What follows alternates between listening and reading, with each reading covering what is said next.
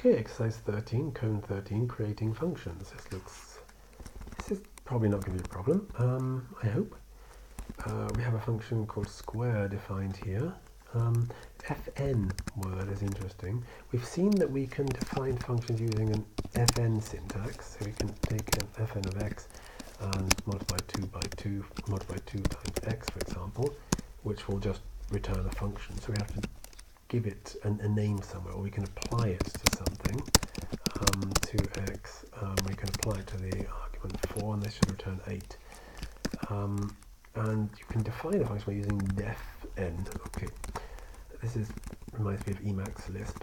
One may know what they seek by knowing what they do not seek. Okay, there's a function called complement which negates this function here. Okay, we could be looking at a syntactic extension here. At a syntactic extension. I should explain what a syntactic extension is. I imagine Clojure has those too. In Scheme, one of the great advantages of Lisp is that Lisp code is also a valid Lisp data structure. So if we look at these lines here, for example, that is also a totally valid Lisp data structure. It would be a list starting with a equals sign followed by a vector of a symbol, wheat, etc. It is a totally valid data structure. And because code itself is a valid data structure, people decided, I don't know who first thought it was a good idea, but it's a very good idea, to produce ways of manipulating data structures during at compile time, which means that you can produce syntactic extensions. You can manipulate a data structure and say, I'm going to turn around. So rather than this list being in the order 0, 1, 2, I'm going to change the order of the elements in this list. I imagine we'll see exercises with that later.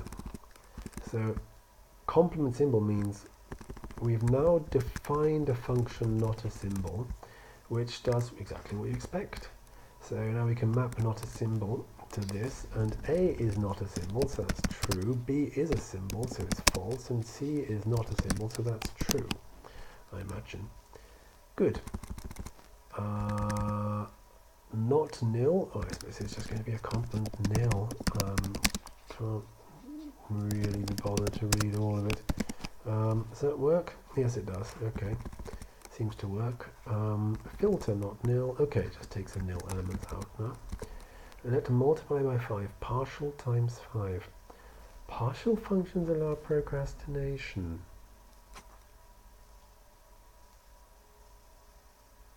Now this is interesting. What is a partial function? I imagine, let's write the answer, because they are certainly leading the witness to do that. And it works as well. But what is it actually doing here?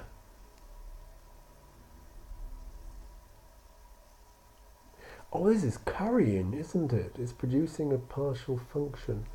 It's taking something which is made of times and 5. I imagine if you can look on it really as just inserting these two elements, times and 5, into this expression. Instead of writing multiply minus by minus 5, you can just replace that with times and 5. Let's see if that way of thinking about it works. Let's carry on. Okay, AB adder, concat AB.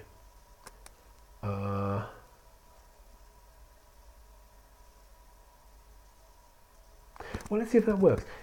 Can we just replace in our heads AB adder here with concat and the vector of AB? If we can, then we can do something like this. And here we just be looking at A, B, C, D.